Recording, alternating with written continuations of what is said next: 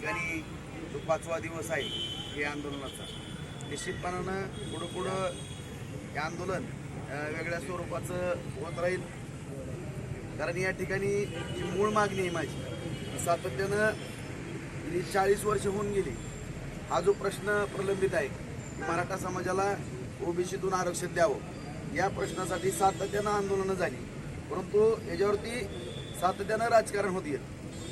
हा जो प्रश्न सुटणार आहे याच्यामध्ये स्पष्टता आणावी म्हणून या ठिकाणी विशेष अधिवेशनच बोलवून हा प्रश्न सुटू शकतो की माझ्यासारख्या एका मराठा समाजातील कार्यकर्त्याची तळमळ आहे किंवा जे समाजामध्ये काम करतो त्याला जे जिथपर्यंत समजतंय तिथपर्यंत मी माझी भूमिका या ठिकाणी प्रामाणिकपणाने मांडण्याचा प्रयत्न या ठिकाणी केलेला आहे. विशेष अधिवेशन घ्या आणि मराठा समाजाला ओबीसीतून आरक्षण द्यायचं का नाही हे त्या आमदारांनी किंवा त्या पक्षाने आपापली भूमिका विधानसभेच्या अधिवेशनामध्ये स्पष्ट करा. दुधाचं दूध आणि पाण्याचं पाणी होऊन जाईल.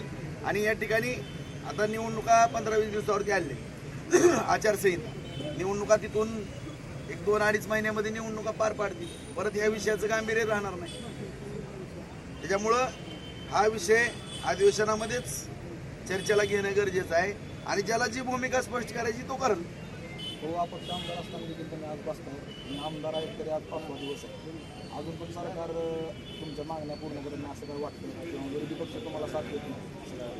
आता संपूर्ण माझ्या महाराष्ट्रातील मराठा बंधू भगिनींनी आणि सर्व जनतेने पाहावं की 288 आमदारापैकी मी काय कुणावरती टीकात्मक बोलत नाही, मी पण म्हणत नाही.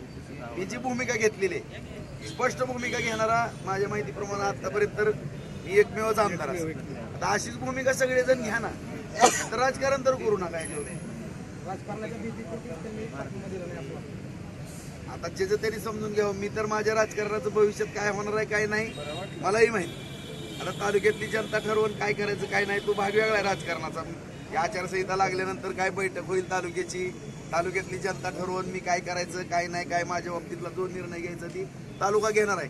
परंतु आजची जी भूमिका आहे, आजच्या भूमिकेमध्ये 5वा दिवस आहे, यामध्ये जी माझी मागणी आहे की अधिवेशन विशेष बोलवावं आणि या ठिकाणी सगळ्यांनी आपापली मतं मांडावी आणि या ठिकाणी ह्या प्रश्नाला न्याय देण्याच्या दृष्टिकोनातून या ठिकाणी सगळ्यांनी पुढाकार घ्यावा.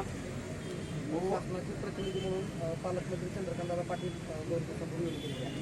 शासनाचा काही निरोप आपल्यापर्यंत पोहोचलेला नाही. तर शासनाला नेहमीच वाटत असतं की आंदोलन थांबवा, उपोषण सोडा, ही शासनाची तर सातत्याने भूमिका असते.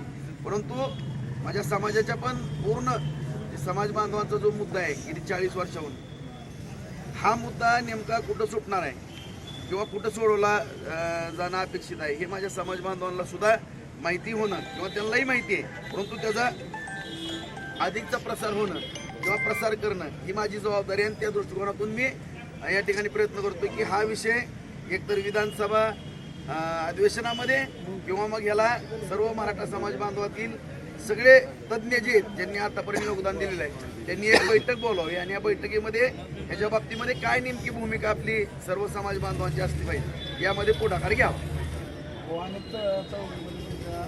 सामाजिक संघटना उभारतात, ग्रामपंचायत देखील उभा राहतात. अशा पद्धतीने बाहेरचे कुठल्या तालुक्यातील जिल्ह्यातील तुम्हाला समर्थन आलेलं आहे? आले ना, सोलापूर जिल्ह्यातील बरेच तालुक्यातली मंडळी आली, धाराशिव जिल्ह्यातली आली, काही बीडचे आले, काही चौसाळ्याचे आले, कळंब या भागातून सगळे भूम, परांडा, वाशी सगळीकडूनच येत आहेत ना.